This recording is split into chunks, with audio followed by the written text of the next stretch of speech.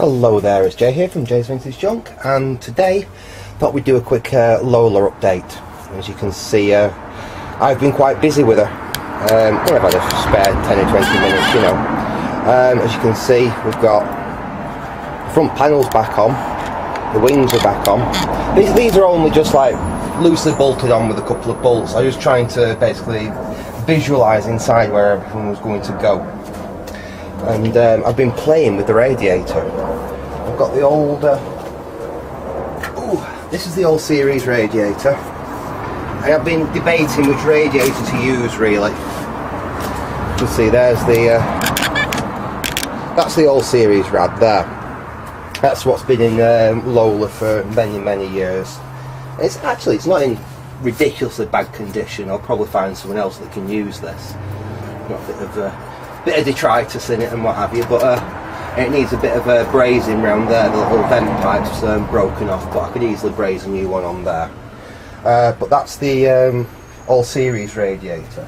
But what I'm going to be using, I did show this in my other video, is this. Now we won't be let's move that. We won't actually be using this core. I'm literally just using that core for mocking it all up in the initial tests. I will get a reconditioned radiator for this. But what I've done is I've taken the actual surround. This is the Land Rover Discovery radiator surround, which basically held the radiator and this thing here. Oops. This thing here, which is basically, that's the air cooler. I have decided I'm not going to bother using the air cooler. I don't need it. I don't need the extra power that would produce. Not in this application anyway. So what I did is I took all the framework and I've actually cut it down, bolted it all back up so that holds the Discovery radiator, and I need a little bit more fabrication, but this will actually fit in the series Land Rover. All I really need to do is make some L brackets that are going to come off here and come up like that. I'll probably use three per side, and they will line up and bolt. Let me just bring you up here a bit. They will bolt on here and hold the radiator in exactly the right place. And the great thing with using this this old 200 TDI Discovery radiator is, if we look on the back of it, I'll turn it up so you can see.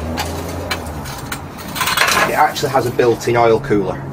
So I am going to actually use, I'll show you there, these two unions here. That's actually a built-in oil cooler.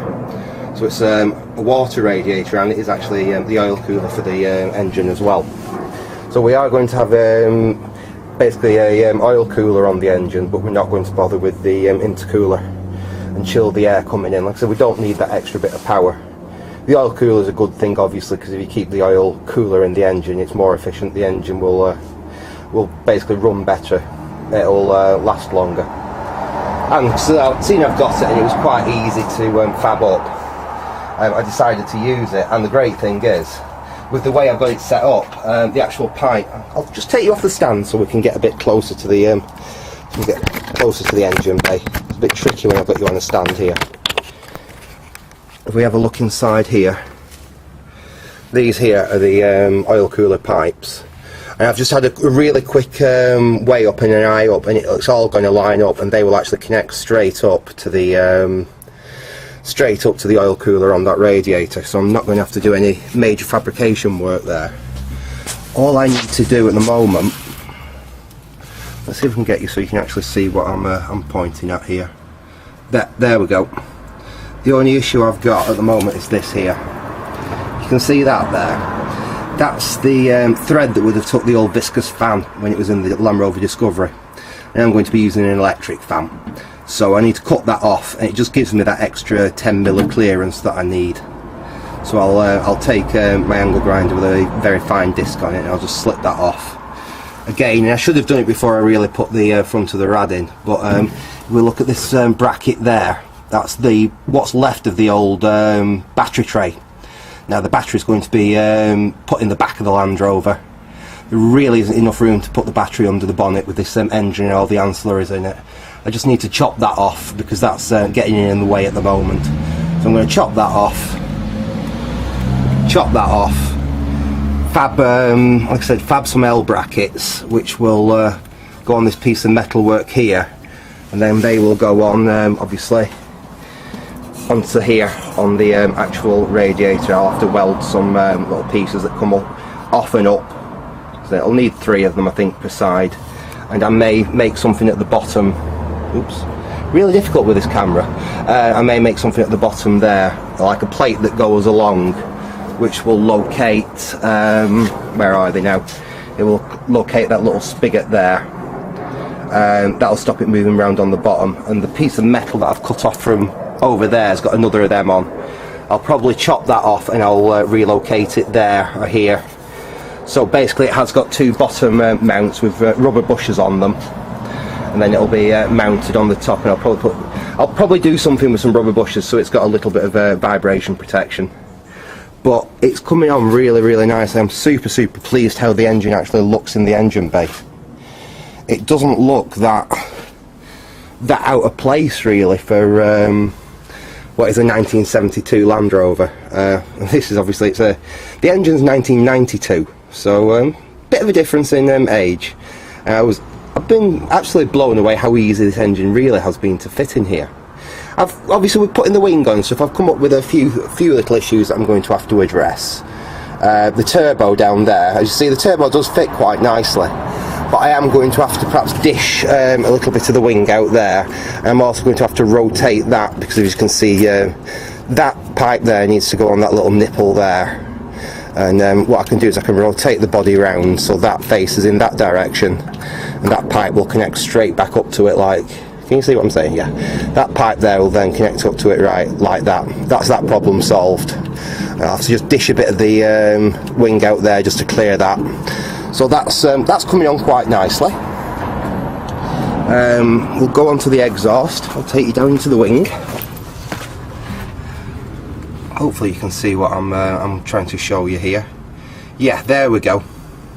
Now this is the output manifold from the turbo, and I've ordered a plate which will bolt straight. I've ordered a plate which will bolt straight onto that, and I've ordered a 90-degree bend. So basically I'm going to have a plate on there with a 90 welded onto it, which is going to bring the exhaust out here. I'll run it down there, and then I'll run it underneath the Land Rover as tight up to the chassis as I can actually make it, and then it'll run out and it's going to exit. Oops, there's my wheelie bin. It will exit around here just in front of the rear wheel, which is where some of the old Land Rover 90s exhausts used to exit, so that's quite nice. It's basically only going to have 1 silencer on it. What I'm going to plan on doing is, this is the old Discovery exhaust there, and that is I'm going to chop that up. I'll be using that little silencer there. With it being a turbo, the turbo actually sucks a lot of the noise. It's not that loud, so I'll get away with that. It won't be too noisy. It'll have quite a nice exhaust note actually. I've heard them done like this before, and it'll sound a bit sporty for a Land Rover. That'll be the only reason when you switch it on that you'll realise there's anything different about this than a standard series diesel Land Rover. And you'll get a little bit of turbo whine when you accelerate, when you hit the gas on it as well, which I quite like anyway. So anyway, I'm going to leave it there for now. This really was just a quick little update, show you what I'm doing, how far I've got with the project. All the things that I'm looking at the moment is this here. That's the old, let's see if I can get you. That there is the old power steering pump. Now obviously series Land Rovers don't have power steering, and you don't need power steering on them actually. The steering's fairly light. I'll be getting rid of that, and I'm thinking that might be just the right place that I can, with all this bracket work out of the way, is where I'm probably going to mount the alternator. So I can do away with that belt there, and if I can get it all to line up nicely, I can just use the one belt, that one belt there, and it'll drive off the crank. It drives the water pump, which is that bit there, and it'll have the alternator there. So yeah, that's probably good. Once I've got the radiator all plumbed up, I'll probably have a go at firing the engine up and we'll get the engine to run. When I'm happy that the engine's actually going to run and I'm happy at that side, I think we'll have a look at taking this apart, getting rid of that old power steering pump and fabricating some bracket work up so we can get the alternator in there. Anyway, like I said, I am going to leave it there for now. I'm just got to go out and deliver some junk I sold on eBay because I've just had an astronomical price off the courier, and I've just realised it's only about 10 miles away from me, so I think I'll throw it in the old car. Here's my new piece of junk as well.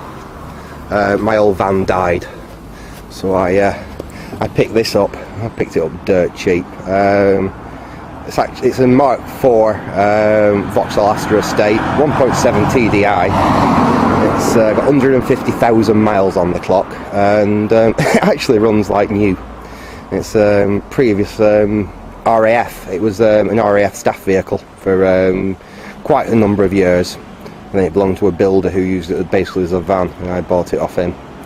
So yeah, hopefully we'll go on a first nice long run in that, and I'll go and drop them bits off and get back.